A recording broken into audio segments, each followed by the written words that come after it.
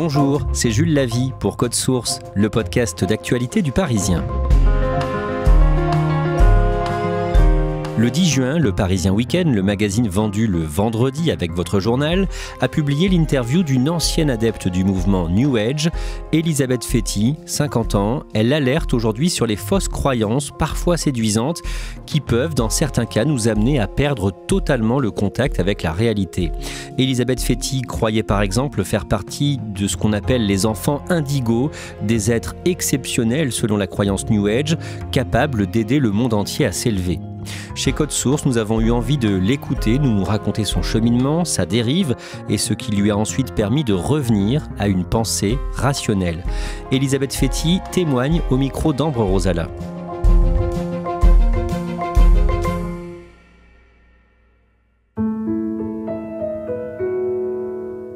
Elisabeth Fety a 50 ans. Elle a les cheveux noirs et bouclés coupés en carré.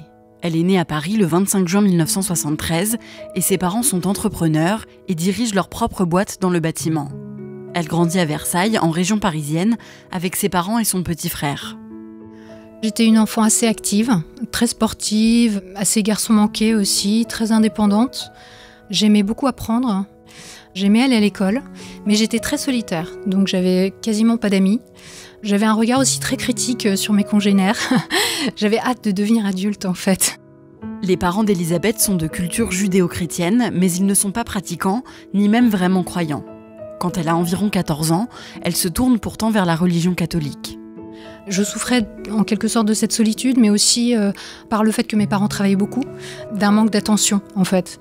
Cette culture familiale que j'ai reçue, qui était non seulement dans une certaine absence physique de mes parents, mais aussi une absence émotionnelle où les émotions étaient interdites, ça m'a poussée à rechercher des règles, à rechercher des outils pour m'insérer dans la société, en fait. Voilà, j'étais vraiment dans une quête spirituelle, pour trouver des repères, pour comprendre les autres ou ne pas être exclu.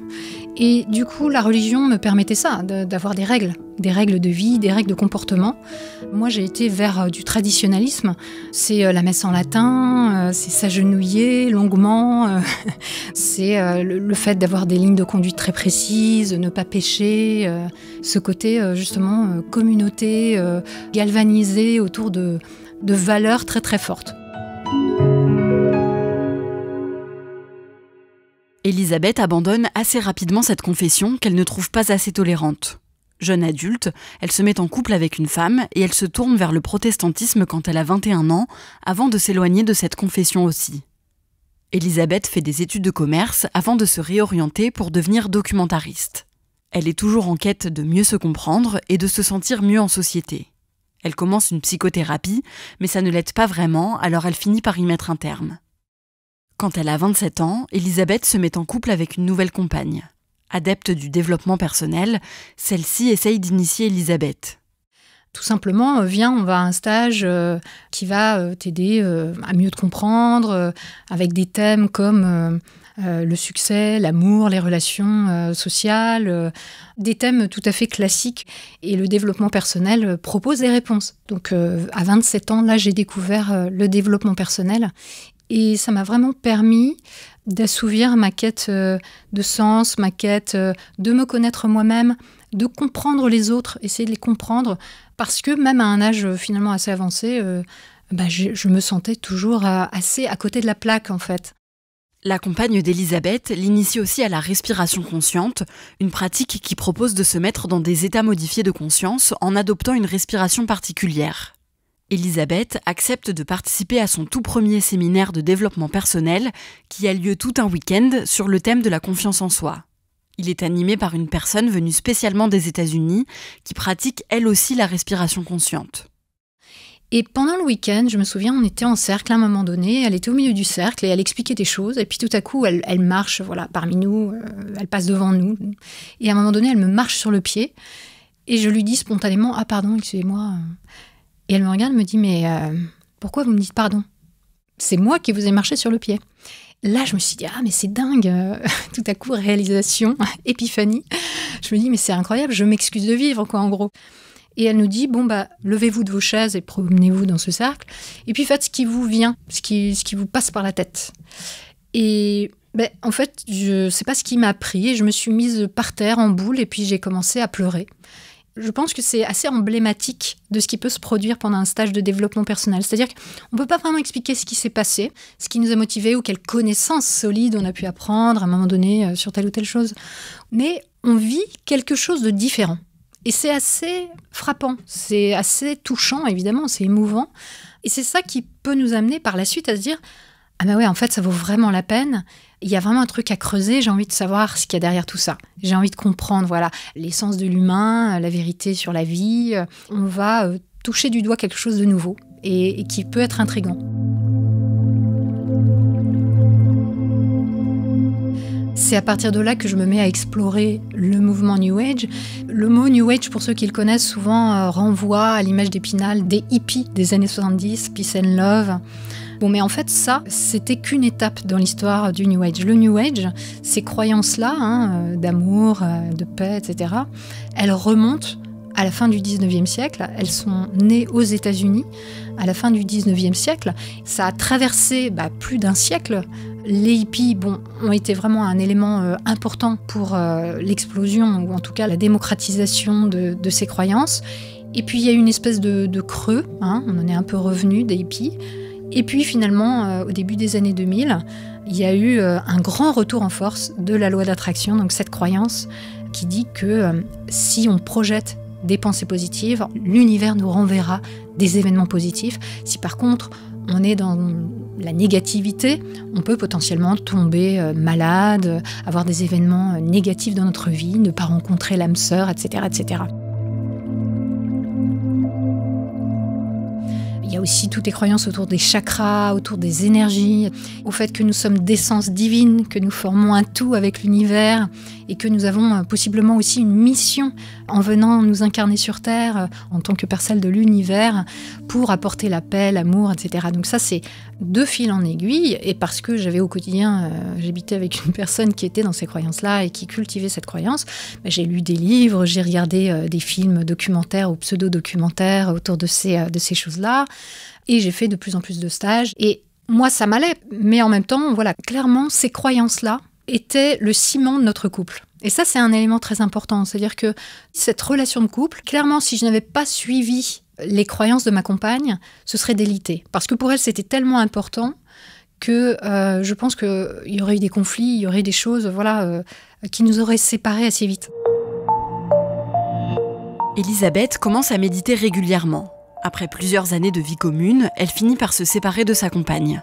Mais les croyances New Age continuent de prendre beaucoup de place dans son quotidien. Et un jour, en prenant le métro à Paris, elle a ce qu'elle appelle à ce moment-là une extase mystique.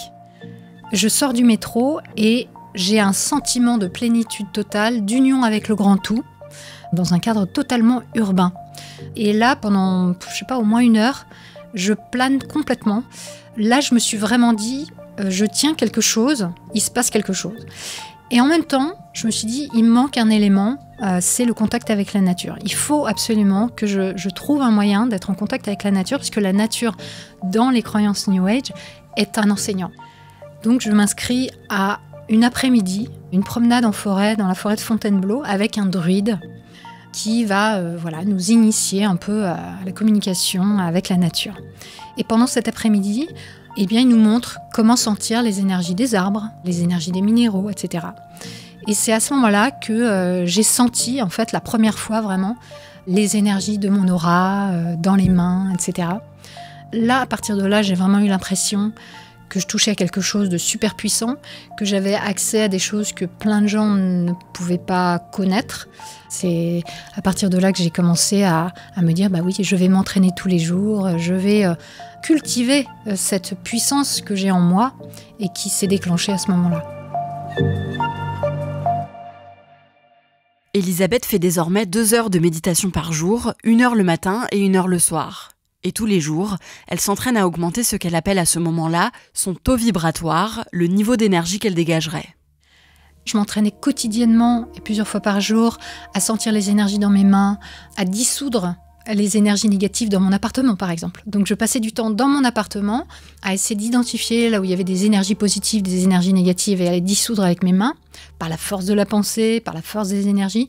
Quand j'allais acheter ma nourriture, je mettais mes mains devant les aliments et je voyais l'énergie que je sentais dans mes mains. Donc je voyais si c'était positif, si c'était négatif, si j'étais plutôt attirée par telle ou telle chose. Je pensais aussi que je pouvais communiquer avec des entités extraterrestres, etc. Donc il y avait un sentiment d'ivresse, un sentiment d'exaltation quotidien et permanent. Je planais en fait. J'étais junkie de la spiritualité. Et aussi, évidemment, la satisfaction intellectuelle de me dire « qu'est-ce que je suis puissante, quoi !» Voilà, je suis une sauveuse.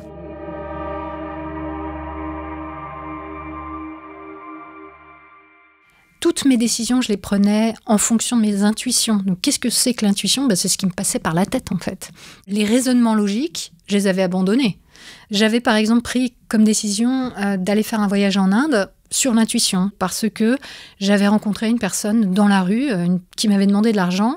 C'était le soir, il faisait nuit. Et quand je me suis approchée, j'ai vu que c'était une personne indienne.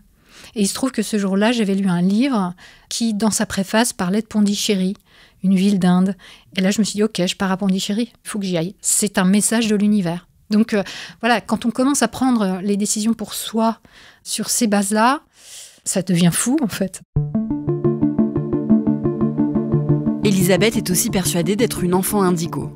Selon les croyances New Age, les enfants indigos sont des êtres venus d'autres planètes pour s'incarner sur Terre dans le but de sauver l'humanité en élevant leur niveau de conscience. Quand j'ai eu un enfant, assez rapidement, il y a un ostéo qui m'a dit « Votre fils est un enfant indigo ». Donc, quand on m'a dit ça, assez naturellement, on peut se dire « Si j'ai un enfant indigo, c'est sans doute que je suis moi-même capable d'accueillir cet enfant et que moi-même j'ai des capacités particulières ou que je suis venue préparer le terrain pour lui. » Et puis après, les critères pour savoir si on est un enfant indigo, ils sont tellement larges que tout le monde peut s'y retrouver.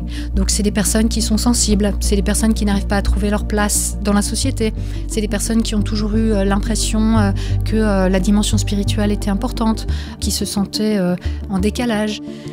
Et moi je me suis dit, ah bah oui, je suis une enfant indigo. J'avais des expériences hors du commun, il n'y avait pas de raison de douter que je n'étais pas une personne hors du commun.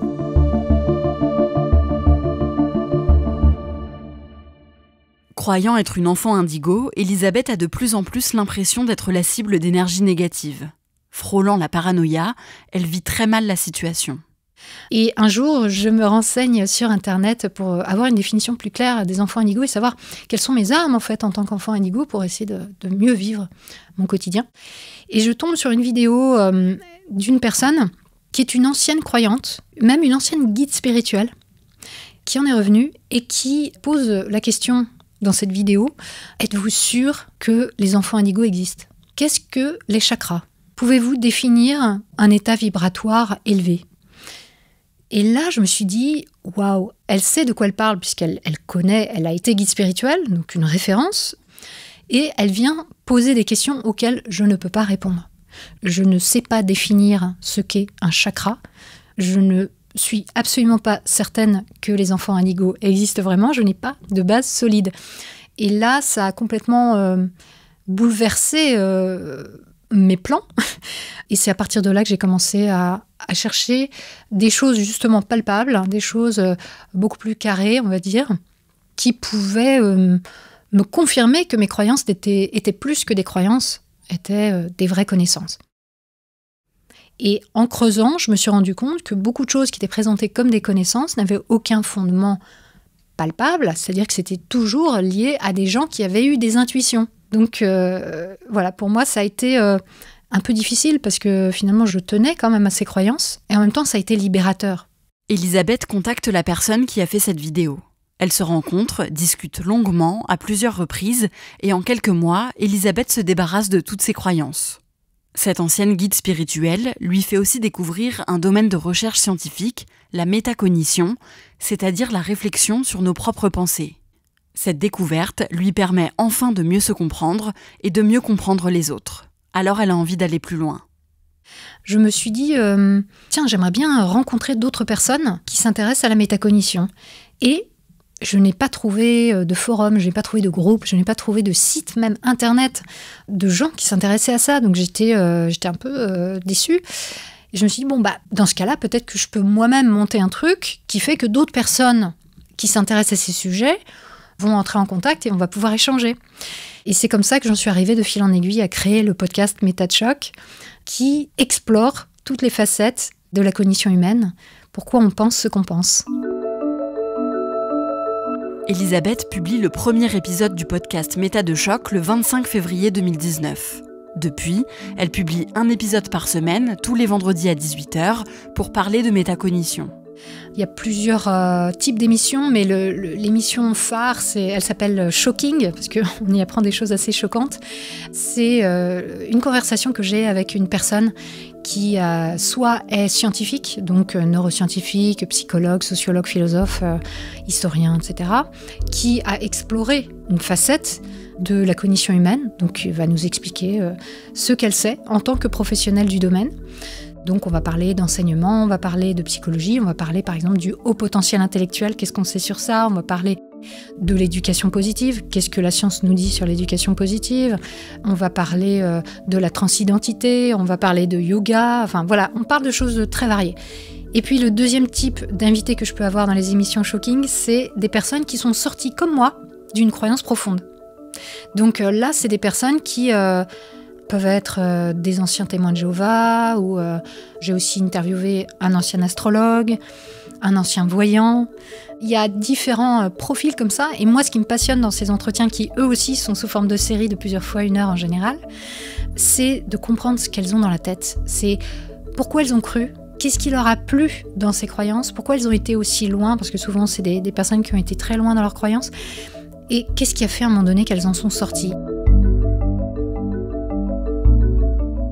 Mon objectif, c'est d'amener tout un chacun à réfléchir à quelque chose auquel on ne réfléchit jamais, parce que c'est une évidence pour nous de penser de la manière dont on pense. Et très rarement, on se demande pourquoi on croit à telle ou telle chose. Et je pense que c'est utile. On n'est pas obligé de se dire il faut que je remette tout en question, c'est pas du tout ça l'objectif. Mais je crois qu'il y a des croyances qui nous portent préjudice, qui peuvent nous abîmer, qui peuvent nous faire prendre des décisions, de mauvaises décisions, qui peuvent nous faire perdre du temps, tout simplement, de l'argent, un investissement personnel. Donc les personnes que ça intéresse, moi mon objectif c'est de leur offrir un lieu pour le faire, un moment, 1 fois par semaine, le vendredi à 18h pendant 1 heure, se poser et puis se dire « Ah mais oui, c'est vrai, moi je vois les choses comme ça et d'où ça me vient ?» Parce que moi j'aurais aimé trouver en fait ce petit îlot de réflexion, de connaissances, de partage de connaissances sur la manière dont on pense et pourquoi.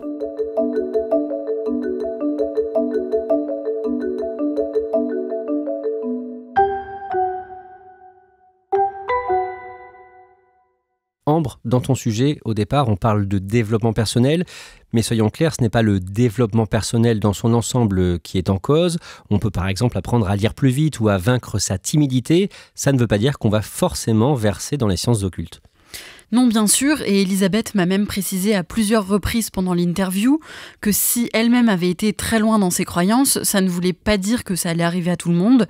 En fait, ce qu'elle met en avant, c'est qu'il faut faire attention, il faut être vigilant parce que des pratiques aussi anodines que le yoga ou la méditation par exemple, peuvent aussi parfois être des portes d'entrée dans les croyances New Age. Aujourd'hui, Elisabeth Fétis se consacre à son podcast Méta de choc, donc, qui parle de la métacognition. Oui, c'est ça. Elle m'a dit qu'aujourd'hui, elle vivait de son podcast. Et d'après les chiffres qu'elle m'a donnés, son émission cumule environ 300 000 écoutes par mois et presque 8 millions d'écoutes en tout depuis son lancement en février 2019. Et elle m'a dit qu'elle en était très contente. Est-ce qu'elle a d'autres projets maintenant ? Oui, elle m'a dit qu'elle avait un projet de documentaire sur les dérives des croyances New Age, justement. Ce serait un documentaire qui mettrait en avant des témoignages de plusieurs personnes qui, comme elle, sont sorties de la mouvance New Age. Et elle va bientôt lancer une campagne de financement participatif sur Internet pour financer ce projet. Merci Ambre Rosala et merci à Hélène Guinu pour son aide. Cet épisode de Code Source a été produit par Thibault Lambert et Barbara Gouy. Réalisation Pierre Chaffanjon. Code Source est le podcast quotidien d'actualité du Parisien. Un nouvel épisode publié chaque soir du lundi au vendredi. N'oubliez pas de vous abonner sur votre application audio pour nous retrouver facilement. Et puis si vous aimez Code Source, n'hésitez pas à aller écouter le second podcast du Parisien, Crime Story, podcast consacré aux faits divers, une grande affaire criminelle chaque samedi dans Crime Story.